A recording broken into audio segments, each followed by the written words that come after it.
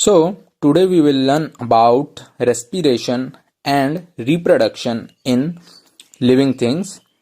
So, जितने भी living things है, हर एक लिविंग थिंग को एयर चाहिए, क्योंकि जो एयर है वो हम लोग के लिए बहुत ज़्यादा इम्पोर्टेंट है, क्योंकि बिना एयर के हम बिल्कुल भी नहीं रह सकते हैं। सो लिविंग थिंग जो है उन लोग क्या करते हैं ना, ऑक्सीजन को अंदर लेते हैं एंड जो एयर हम छोड़ते हैं वो होता है कार्बन डाइऑक्साइड। तो जितने भी लिविंग थिंग्स है वो अपना ही योंग वन को रिप्रोड्यूस करते हैं, उन्हें कहा जाता है रिप्रोडक्शन। सो लाइक जैसे हम लोग का कैट क्या करता है, उसका और एक नया छोटा सा और एक किटन को जन्म देता है। डॉग क्या होता है, और एक छोटा सा पप्पी को जन्म देता है। तो जितने भी अभी जो ह्यूमन बींग्स है, ह्यूमन बींग और एक ह्यूमन बींग को जन्म देता है। सो इसे कहा जाता है reproduction. So reproduction and respiration ये इंपॉर्टेंट कैरेक्टरिस्टिक्स है हमारा लिविंग थिंग्स का, क्योंकि यही हमें हेल्प करता है। रेस्पिरेशन एंड रिप्रोडक्शन हमें हेल्प करता है कि हम लोग का जो जनरेशन आफ्टर जनरेशन चलता रहे। क्योंकि अभी देखो, अगर एक एग्जांपल देखें कि जैसे मानो अभी एक कैट है, अगर वो एक ही कैट है, वो अगर रिप्रोड्यूस नहीं करेगा, अगर वो कैट मर गया, तो उसके बाद और एक वो सेम कैटेगरी का कैट हमें देखने को मिलेगा क्या? नहीं मिलेगा ना वो कैट। अगर वो कैट रिप्रोड्यूस किया तो उसके बच्चे धीरे धीरे बड़े होंगे, तो फिर हमारे नेक्स्ट जनरेशन उन लोग भी कैट को देख पाएंगे। सो उसी तरह अगर कोई भी एक स्पेशीज अगर वो रिप्रोडक्शन नहीं करेगा तो वो नेक्स्ट फर्दर जनरेशन वो देख नहीं पाएंगे। लाइक डायनासोर, एक जमाने में डायनासोर था, अभी नहीं है। क्यों नहीं है ना? क्योंकि वो टोटली वैनिश हो चुका है, पूरा एक्सटिंक्ट हो चुका है। So respiration in animals and plant, तो जितने भी लिविंग थिंग्स है सब कोई रेस्पायर करते हैं। एंड सो हम लोग का रेस्पिरेशन क्या है ना, रेस्पिरेशन जो एयर हम लेते हैं, एयर हम कहाँ से लेते हैं? नोज से लेते हैं। जो एयर हम लेते हैं, लेने के बाद वो क्या होता है, हम लोग का लंग्स में जाता है। लंग्स में जाने के बाद वो क्या करता है ना, हम लोग का जो फूड है, फूड को ब्रेक डाउन करने के लिए जो हेल्प करता है। फूड ब्रेक डाउन होने के बाद हमें एनर्जी मिलता है। फिर जो कार्बन डाइऑक्साइड हम लोग का बॉडी से बनता है, फिर से वो क्या होता है, हमारा नोज से निकल जाता है बाहर। तो इस प्रोसेस को कहा जाता है respiration. So this they need oxygen to burn the food within their bodies. The burning of food in their bodies release energy. तो हम जैसे ही सांस लेते हैं, सांस लेने के बाद वो ऑक्सीजन हम लोग के अंदर जाता है। अंदर जाने के बाद लंग्स में जाता है। लंग्स से फिर क्या करता है, हमारा फूड को ब्रेक डाउन करता है। ब्रेक डाउन करने के बाद वो हमें एनर्जी देता है। इस प्रोसेस को कहा जाता है हमारा respiration. And living thing take in oxygen in different ways. हम जितने भी लिविंग थिंग्स हैं सबको जो ऑक्सीजन लेते हैं वो वेराइटीज ऑफ टाइप्स में हम लेते हैं। जैसे हम लोग तो लैंड के ऊपर रहते हैं, तो हम लोग सांस कैसे लेते हैं ना, नोज से लेते हैं। जो एक्वाटिक एनिमल्स है, जो पानी के अंदर रहते हैं, उन लोग सांस कैसे लेते हैं? लाइक हमारा फिश हो गया, तो उन लोग जो ऑक्सीजन होता है उन लोग अपने गिल्स से लेते हैं। ओके। एंड जो हम लोग का दूसरे भी एनिमल्स है, उन लोग लाइक हम लोग का इंसेक्ट हो गया, तो इंसेक्ट कैसे उन लोग इनहेल करते हैं ऑक्सीजन को ना, थ्रू दर स्पिरकल्स। उनका बॉडी के नीचे छोटा छोटा होल्स है, वहां से उन लोग ऑक्सीजन लेते हैं। तो फिश को अगर देखिए, फिश क्या करता है, वो अपना गिल से वो ऑक्सीजन लेता है। एंड फिर से गिल से लेने के बाद फिर से जो कार्बन डाइऑक्साइड उसका बॉडी में बनता है, वो भी वो कहां से छोड़ता है ना, गिल्स से ही छोड़ता है। Animal like prawns, crabs, oyster and tadpole also breathe through gills. तो हम लोग का फिश ही सिर्फ गिल से ब्रीथ नहीं करता है, और भी डिफरेंट एनिमल्स है लाइक प्रॉन्स हो गया, क्रैब्स हो गए एंड ऑयस्टर, टेडपोल्स। ये सब क्या करते हैं ना, इन लोग भी गिल्स के हेल्प से इन लोग क्या करते हैं ना, ब्रीदिंग करते हैं। सो जब एक फ्रॉग उसका बेबी को जन्म देता है, जो बेबी फ्रॉग रहता है वो जब पानी में रहता है, वो गिल्स के हेल्प से वो क्या करता है ना, वो ऑक्सीजन को डिसॉल्व करता है, वो ब्रीथ करता है। बट जब वो फ्रॉग धीरे धीरे बड़ा हो जाता है, तो वो लैंड के बाहर भी रहता है, तो तब वो कैसे सांस लेता है ना, थ्रू हिज लंग्स, वो अपने लंग्स के हेल्प से वो सांस लेता है। तो जब फ्रॉग बेबी फ्रॉग होता है वो अपना गिल्स का इस्तेमाल करके वो ब्रीथ करता है, बट जब हम लोग का फ्रॉग बड़ा हो जाता है तो वो लंग्स का हेल्प से वो क्या करता है ना, ब्रीथ करता है। एंड जो इंसेक्ट्स है उन लोग जो ब्रीथ करते हैं विद द हेल्प ऑफ स्पिरेकल्स के हेल्प से उन लोग क्या करते हैं ना, ब्रीथ करते हैं। तो उनका बॉडी के नीचे क्या है, छोटा छोटा होल्स है, वही होल से उन लोग क्या करते हैं ना, ऑक्सीजन लेते हैं एंड वहीं से उन लोग क्या करते हैं, कार्बन डाइऑक्साइड भी पंप आउट कर देते हैं। An earthworm breathe in oxygen from the water present in the moist soil through its skin। जो हमारा earthworm है वो ऑक्सीजन कैसे वो ब्रीथ करता है ना, through the moist soil. Soil में क्या होता है, हम लोग का सॉइल में भी ऑक्सीजन है, तो वहां से वो अपने स्किन के थ्रू, अपना स्किन से वो क्या करता है, वो ब्रीथ करता है। तो ये तो हो गया हमारा एनिमल्स के बारे में ना। हम लोग का जो प्लांट्स है, प्लांट्स कैसे ब्रीथ करते हैं। Plant breathe through the small opening in the leaves. These fine opening in leaves are called stomata। तो प्लांट जो ब्रीथ करता है वो अपना स्मॉल छोटा छोटा ओपनिंग्स होता है, छोटा छोटा होल से लीव्स में, उससे वो क्या करता है, कार्बन डाइऑक्साइड लेता है एंड ऑक्सीजन को छोड़ता है। तो वो जो छोटा छोटा ओपनिंग्स है लीव्स में उसे कहा जाता है स्टोमाटा। तो यहाँ पर एक एग्जाम्पल दिया है कि हम लोग का जो सीड्स है, सीड भी वो क्या करता है, ब्रीदिंग करता है। सो एक एक्टिविटी हम देखते हैं ना, लाइक अभी हम लोग का दो जार है, jar A and jar B. So jar A में क्या रखे हैं ना, जर्मिनेटिंग सीड हम रखे हैं। सेकंड जार में क्या रखे हैं ना, बॉइल्ड सीड। पहले वो सीड को हम लेकर हम क्या किए ना, बॉईल कर दिए, बॉईल करके फिर हम उसे रख दिए। तो अभी दोनों जार में क्या होता है ना, lime water turns milky into jar A. तो हम लोग का जार ए में क्या हो गया, लाइम वाटर मिल्की में कन्वर्ट हो गया, बट जार बी का कुछ भी चेंजेस नहीं हुआ। क्यों?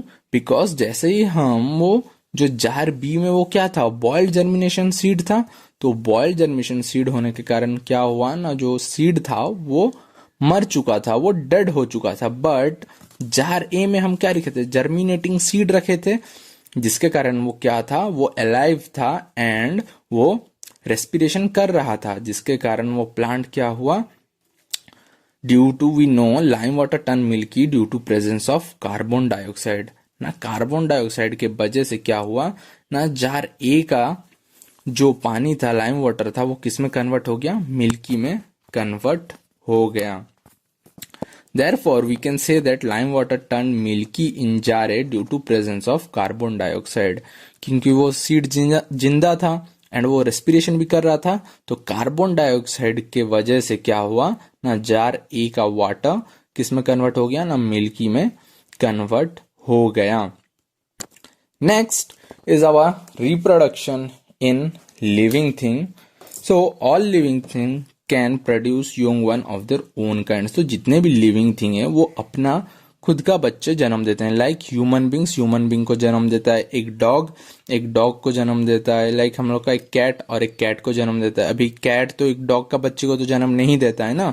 सो दैट्स वाई कहा गया है all living thing can produce young one of their own kind. Human being give birth to babies. तो जितने भी ह्यूमन बींग हैं वो क्या करते हैं, बेबीज को जन्म देते हैं, छोटे छोटे बच्चे को जन्म देते हैं। So the process by which animal और plant reproduce their own kind is called reproduction. तो रिप्रोडक्शन किसे कहा जाता है ना, ये एक प्रोसेस है जिससे क्या होता है, एक लिविंग थिंग अपना यंग वंस को प्रोड्यूस करता है, इसे कहा जाता है reproduction. It is through reproduction that plant and animal continue to exist on the earth। तो ये reproduction के वजह से ही क्या हो रहा है ना, हम लोग का animals, plant ये कंटिन्यू चल रहा है, हम लोग का अर्थ में है। अगर सोचो अभी अगर एक डॉग है, अगर वो डॉग अगर रिप्रोडक्शन नहीं किया तो नेक्स्ट उसका बच्चा नहीं होगा, तो वो डॉग जितना दिन तक जिंदा रहेंगे लोग देखेंगे। फिर वो डॉग अगर मर गया तो उसके बाद और वो डॉग को हम नहीं देख पाएंगे। सो रिप्रोडक्शन होने के कारण क्या होता है, वो डॉग और 2-3 बच्चे को जन्म देता है, जिससे वो जो बड़ा वाला डॉग था वो मर जाने के बाद भी जो बाकी 2-3 डॉग थे उन लोग फिर बड़े होते हैं, उन लोग रिप्रोडक्शन करते हैं। तो इस तरह से हम लोग का रिप्रोडक्शन एग्जिस्ट होके चल रहा है, हम लोग का अर्थ में ये जनरेशन आफ्टर जनरेशन चल रहा है। Reproduction in animals, all animal do not reproduce in the same way. तो हर एक एनिमल्स क्या होते हैं, सेम इसी तरीके से मतलब अपना योंग वन वो जन्म नहीं देते हैं। कुछ एनिमल क्या करते हैं ना, वो अंडे देते हैं। सब कोई तो बच्चे जन्म नहीं देते हैं। कुछ एनिमल क्या करते हैं ना, कुछ animal like cat, dog, cow, lion, goat, horses and elephant give birth to young ones of their own kind. तो एनिमल जैसे कि हम लोग का कैट, डॉग्स, काउज, इन लोग क्या करते हैं, अपना खुद के बच्चे को इन लोग जन्म देते हैं।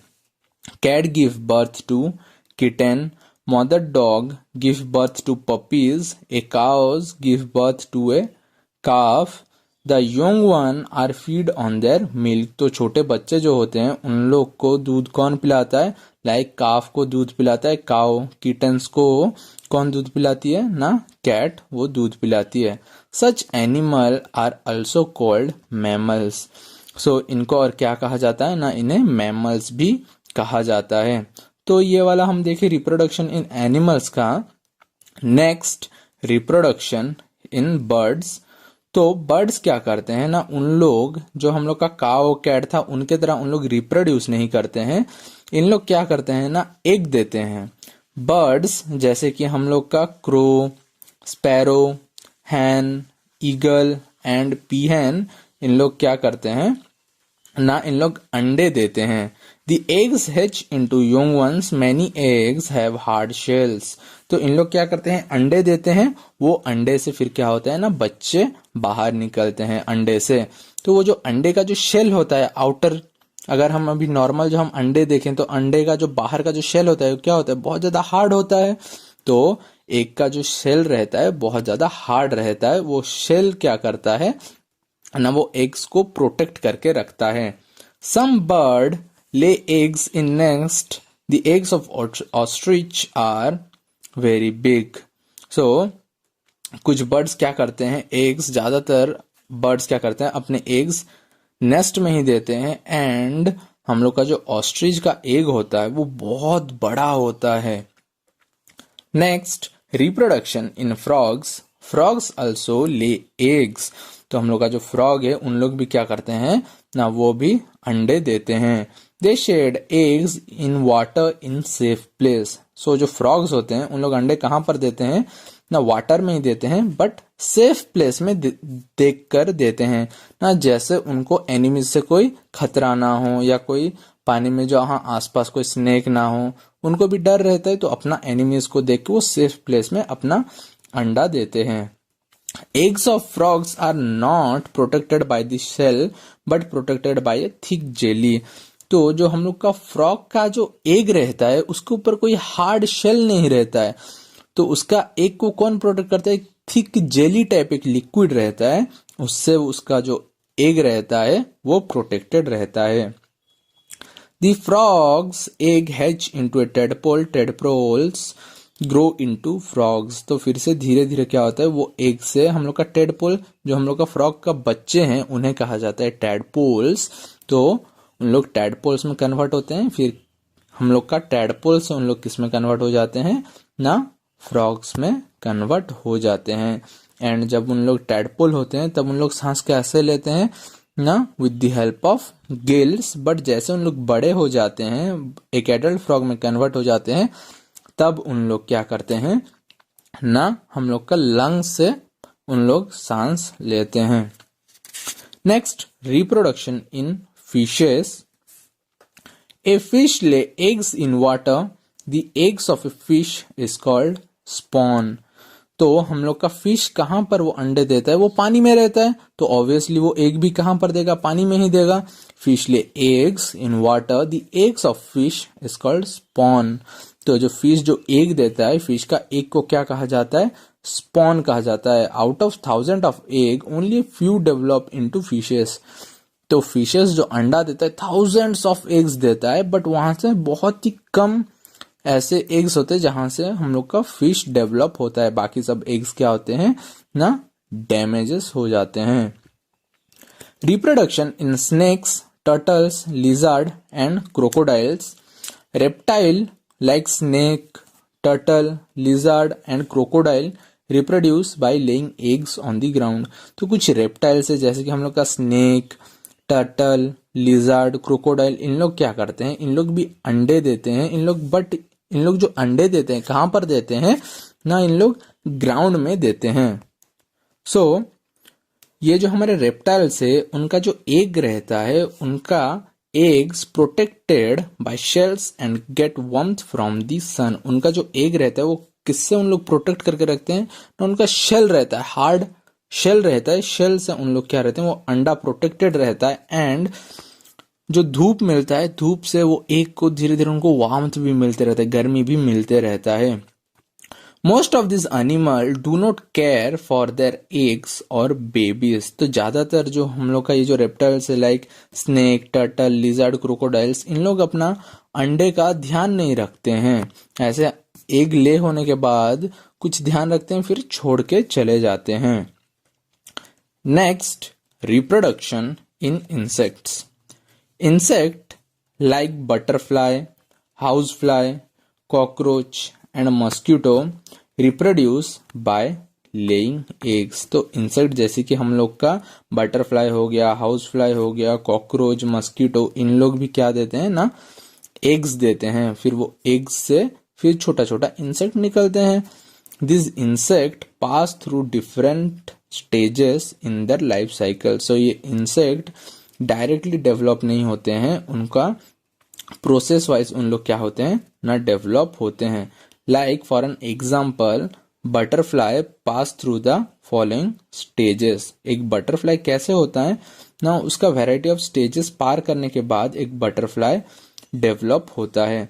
क्या होता है ना, सबसे पहले एग्स होता है, फिर एग से डेवलप होता है लार्वा, अदरवाइज हम उसे कह सकते हैं कैटरपिलर। एग से हम लोग का लार्वा और कैटरपिलर निकलता है। फिर वही कैटरपिलर किसमें कन्वर्ट होता है ना, प्यूपा में कन्वर्ट हो जाता है।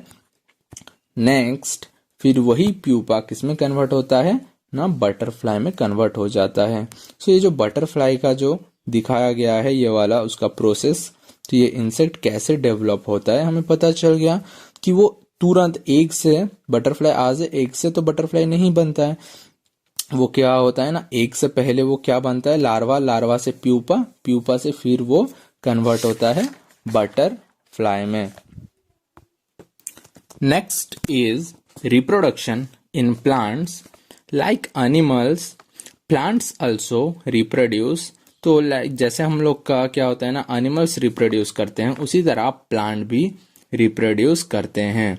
तो हम सबको जानते हैं कि न्यू प्लांट कैसे ग्रो होता है ना, वो with the help of seed, seed के हेल्प से वो क्या करता है, ग्रो होता है।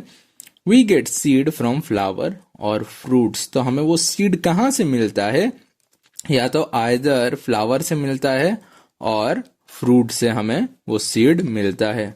But there are some other way by which new plant are grown. But ये सीड्स और फ्लावर को छोड़ के भी कुछ डिफरेंट वेज है जिससे न्यू प्लांट्स को हम ग्रो करवा सकते हैं। In certain cases new plants are grown from other parts by different method.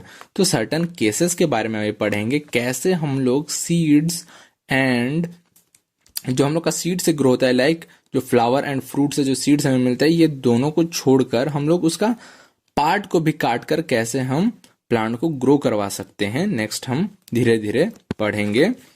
So the method of obtaining new plant from other parts are called vegetative propagation. तो vegetative propagation किसे कहा जाता है ना, एक नया पार्ट को उगाना, कहां से ना, एक अदर एक छोटा पार्ट से। लाइक हम लोग का रोज प्लांट, रोज प्लांट को हम कैसे ग्रो करवा सकते हैं ना, अगर हम स्टेम काट के लगा देंगे मिट्टी में तो क्या होगा, वो स्टेम से और एक नया प्लांट ग्रो हो जाएगा।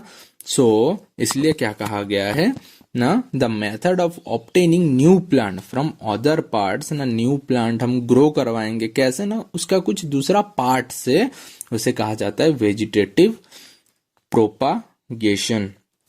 The parts of plant from which new plant are obtained, तो उसका क्या क्या पार्ट्स है जहां से हम न्यू प्लांट को ग्रो करवा सकते हैं। लाइक हम लोग रूट से किसी दूसरे और एक प्लांट का रूट हम लगाकर और एक न्यू प्लांट डेवलप करवा सकते हैं, या किसी प्लांट का स्टेम काट के अगर हम लगाएंगे तो और एक न्यू प्लांट हम डेवलप करवा सकते हैं।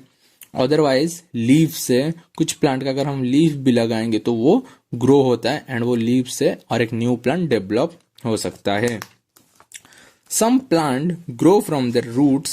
Plant like potato stem is very reduced and ginger have underground stems. तो हम लोग का ये जो पटाटो, ऑनियन एंड जिंजर है, इन्हें क्या कहा जाता है? अंडरग्राउंड स्टेम्स और मॉडिफाइड हम स्टेम्स भी बोलते हैं, क्योंकि नॉर्मल जो हम स्टेम्स देखें बट यहाँ पर हम लोग का पोटैटो, ऑनियन एंड जिंजर का जो होता है इसे हम मॉडिफाइड स्टेम्स कहते हैं। They have tiny birds, this birds grow into a new plant. जैसे हम एक पटाटो को देखते हैं, पटाटो क्या होता है, अगर हम बहुत दिन तक उसे अगर रख देंगे, रखने से क्या होगा, उसका छोटा छोटा बर्ड्स धीरे धीरे धीरे धीरे एक आइज हम देख पाएंगे पटाटो के, वहां पर छोटा छोटा एक व्हाइट व्हाइट कलर का निकलता है तो आइज, फिर वहां से क्या होता है, वो बर्ड्स को अगर हम काटेंगे, काट के अगर लगाएंगे तो वहां से न्यू पटाटो प्लांट भी ग्रो हो जाएगा। सो दैट्स वाई क्या कहा गया है, दिस हैव टीनी बर्ड्स, इनका टीनी बर्ड्स है एंड यही बर्ड से क्या होता है ना, new potato, ginger and different plants हम ग्रो करवा सकते हैं। Some plant grow from their root, कुछ प्लांट क्या होता है ना, उनका रूट से भी ग्रो होता है। जैसे कि sweet potato is a modified root.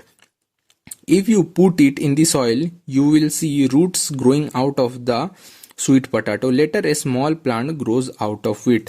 सो हम लोग का स्वीट पोटैटो एक क्या है ना, मॉडिफाइड रूट है। अगर हम एक स्वीट पोटैटो को मिट्टी के अंदर डाल देते हैं तो कुछ दिन बाद हम क्या देख सकते हैं ना, वो जो स्वीट पोटैटो था उसका साइड साइड से रूट निकल गया होगा एंड ऊपर से भी उसका एक स्टेम निकल गया होगा, वो प्लांट धीरे धीरे बढ़ने लगेगा। हम स्वीट पोटैटो का ये देख सकते हैं। Plant grow from the bulbs of the mother plant. Some plants like gladioli, lilies and tuberoses can be grown from bulbs. तो कुछ प्लांट है जो कि किससे वो ग्रो होते हैं ना, बल्ब से ग्रो होते हैं। लाइक हम लोग का ग्लैडियोली हो गया, लिलीज, ट्यूबरोसेस, इन लोग किससे ग्रो होते हैं ना, बल्ब से ग्रो होते हैं। The bulbs are underground birds, these are called bulbs because they are shaped like bulb. तो इन लोग को बल्ब्स क्यों कहा जाता है ना, इनका जो शेप होता है, उनका शेप पूरा बल्ब की तरह ही होता है, दैट्स वाई इन्हें क्या कहा जाता है, बल्ब कहा जाता है, ग्रोन फ्रॉम बल्ब्स। कुछ प्लांट क्या होते हैं ना, स्टेम से ग्रो होते हैं। Stem cutting is another method of getting new plant. हम और एक क्या तरीका है जिससे हमें न्यू प्लांट मिल सकता है, वो है हम लोग का स्टेम कटिंग। स्टेम कट करके हम एक प्लांट से 2 प्लांट कर सकते हैं, 3 प्लांट कर सकते हैं। अभी जैसे अगर रोज प्लांट को अगर हम काटेंगे तो काटने समय और एक स्टेम अगर मिट्टी में लगाएंगे तो उससे और एक पेड़ निकल जाएगा। तो that is the process of stem cutting and धीरे धीरे जिससे हम क्या कर सकते हैं, प्लांट को और 2, 3, 4 ऐसे बढ़ा सकते हैं। Gardener grows rose by cutting small pieces of the stem during rainy season and planting them in the soil. After few days the cutting grow into a new plant. तो एक गार्डनर क्या करता है, रोज प्लांट का stem को काटता है, काट के रेनी सीजन में लगा देता है 3-4 स्टेम को मिट्टी में। फिर कुछ दिनों बाद क्या होता है, वो जो स्टेम कटिंग करके हम मिट्टी में लगाए थे वही स्टेम धीरे धीरे क्या होने लगता है ना, न्यू प्लांट में ग्रो होने लगता है। Some plants grow by layering. कुछ प्लांट क्या होते हैं ना, लेयरिंग के साथ ग्रो होते हैं।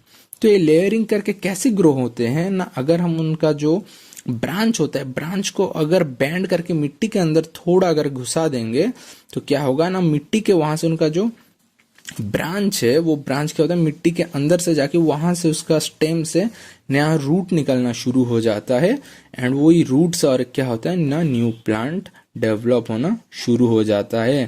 तो इसका बेस्ट एग्जांपल हम देख सकते हैं जैस्मिन प्लांट। जैस्मिन प्लांट वो with the help of reproduced by layering, वो लेयरिंग करके वो प्लांट बड़ा होते रहता है। Growing of grass, we know grass plant creep along the ground like a green carpet. Side branches grow out of the creeping stems they separate and grow into a new plant. तो grass का भी क्या करते हैं ना, उन लोग भी लेयरिंग का प्रोसेस में ही ग्रो होते हैं। एक ग्रास का जो ब्रांच है वो क्या होता है, मिट्टी के अंदर घुसता है, तो वहां से क्या होता है ना, और एक नया ग्रास निकल जाता है। फिर वो और एक ग्रास का जो ब्रांच है वो मिट्टी के अंदर घुस के फिर वहां से और एक ग्रास ग्रो हो जाता है। तो इस तरह से ग्रास भी लेयरिंग सिस्टम में वो ग्रो होते रहता है। सो नेक्स्ट हम लोग का grapes, mango and many other fruit plant are grown by cutting और बडिंग। तो जैसे हम लोग का मैंगो, ग्रेप्स एंड अदर कुछ फ्रूट प्लांट्स है जिसे हम कटिंग करके भी हम और एक नया उसका स्टेम वगैरह कटिंग करके हम मिट्टी में लगा के उसे बड़ा कर सकते हैं। Some plant grow through their leaves. कुछ प्लांट क्या होते हैं, हम पढ़े थे ना, तो किससे ग्रो होता है, लीव से भी ग्रो होता है। कैसे वो लीव से ग्रो होता है ना, एक प्लांट है जैसे कि ब्रायोफाइलम प्लांट है, there are birds present on the edge of the leaves. तो उसका लीव का एड्ज कॉर्नर पार्ट में क्या है, बर्ड से छोटा छोटा छोटा छोटा देखा ना लीव्स निकला हुआ होता है। तो वहां से वो एक लीव से क्या होता है, लीव का एंडिंग पोर्शन से और एक लीफ निकलता है, फिर और एक लीफ का एंडिंग पार्ट से और एक लीफ निकलता है। इस तरह से वो प्लांट ग्रो